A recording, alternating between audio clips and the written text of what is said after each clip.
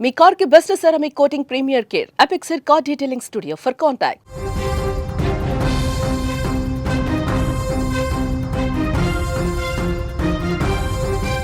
కోనసీమ జిల్లాలో అత్యంత విషాదకరమైనటువంటి ఘటన చోటు చేసుకుంది. రాజమండ్రిలోని ఓ ప్రైవేట్ ఇంజనీరింగ్ కళాశాల బస్సు డ్రైవర్ తాను గుండెపోటుకు గురైనప్పటికీ క్షణాల్లో బస్సును ఆపేసి అందులోని దాదాపు 50 మంది విద్యార్థుల ప్రాణాలు కాపాడి తాను కూడా ప్రాణాలు వదిలాడు.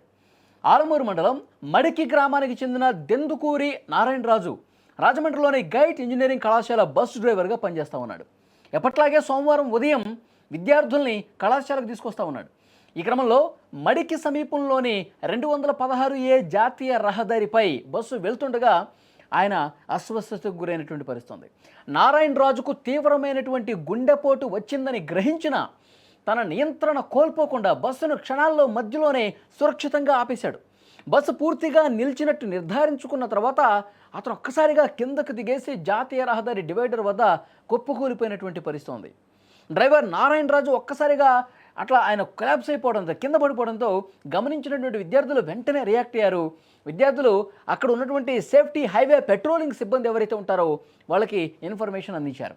సిబ్బంది అక్కడ తక్షణం ఆ సంఘటన స్థలానికి చేరుకున్నారు. నారాయణరాజును చికిత్స నిమిత్తం ఆసుపత్రికి తరలించే ప్రయత్నం చేశారు. అయితే ఆసుపత్రికి తరలించే లోపే ఆయన ప్రాణాలను వదిలినటువంటి పరిస్థితి. తమ కళ్ళ ఎదుటే ఆయన కుప్పకూలిపోయి మరణించడం చూసినటువంటి విద్యార్థులు తీవ్ర విషాదంలో కూరుకుపోయిన పరిస్థితి. తమ ప్రాణాలు కాపాడిన ఆయన కోల్పోవటం నిజంగా జీర్ణించుకోలేకపోతున్నారు విద్యార్థులు. మీరు స్క్రీన్ మీద కూడా చూడొచ్చు విజువల్స్లో. ఆయన కుప్పకూలిపోయాడు ఒక్కసారిగా. ఆయన బస్సు సేఫ్గా రోడ్డు మీద ఆపేసి తను గుండెపోటుకు గురవుతున్నటువంటి ఆ విషయాన్ని అతనికి అర్థమైపోయింది. ఎందుకంటే ఆ సమయంలో గనక అతను పట్టు కోల్పోతే వెహికల్ మీద ఆ వెహికల్ మొత్తం ఆ రోడ్డుకి దూసుకుంటూ వెళ్ళిపోయేది. ఆయన కంట్రోల్ ఒక్కసారి తప్పిపోతే మొత్తం అటు పొలాల్లోకి వెళ్ళిపోవటము, లేకపోతే కిందకి వెళ్ళిపోవటము, లేకపోతే ఏదన్నా వెహికల్ని కొట్టేయడం ఇలా జరుగుతుంది. కానీ అతను అంత పెయిన్ ఉన్నప్పటికీ కూడా, గుండెపోటు గురైనప్పుడు కూడా ఆయన దాన్ని పంటి బిగువున భరించి సేఫ్గా ఆ వెహికల్ని ఆ బస్సును కూడా ఆపేసి, ఎందుకంటే 50 మంది విద్యార్థులు ఉన్నారు, అందులో వాళ్ళ ప్రాణాలకు తన ప్రాణం అడ్డేసి వాళ్ళని కాపాడిన పరిస్థితుంది. సేఫ్గా పక్కకి బండి ఆపేసి వెంటనే దిగి ఆయన సాయం కోసం చూస్తున్నటువంటి క్రమంలో ఒక్కసారిగా నేల కొరిగిపోయాడు. వెంటనే బస్సులో ఉన్న విద్యార్థులు దీన్ని గమనించి పోలీసులకు ఇన్ఫర్మేషన్ ఇచ్చారు. అక్కడ ఉన్నటువంటి సేఫ్టీ సిబ్బందికి ఇన్ఫర్మేషన్ ఇచ్చారు. వాళ్ళు హుటాహుటిన ఆటోలో కూడా తరలిస్తున్నటువంటి పరిస్థితి చూసాం. కానీ ఆయన ఆసుపత్రికి తరలించేలోపే ప్రాణాలు వదలటం అనేది చాలా బాధాకరమైనటువంటి విషయం. విద్యార్థులందరూ కూడా చాలా బాధలో మునిగిపోయారు.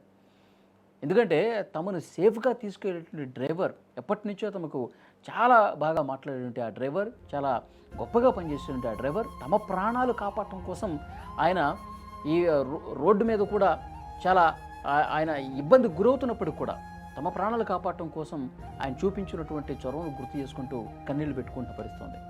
ఆయన వెంటనే ఆసుపత్రికి తరలిస్తున్నటువంటి దృశ్యాలు కూడా మీరు స్క్రీన్ మీద చూస్తున్నారు. నారాయణరాజు మృతి పట్ల కళాశాల యాజమాన్యం, స్థానిక ఎమ్మెల్యేలు, ప్రజాప్రతినిధులు సంతాపం వ్యక్తం చేశారు. ఆయన త్యాగాన్ని గుర్తించే ప్రభుత్వం ఆయన కుటుంబాన్ని ఆదుకోవాలని కోరుతా ఉన్నారు.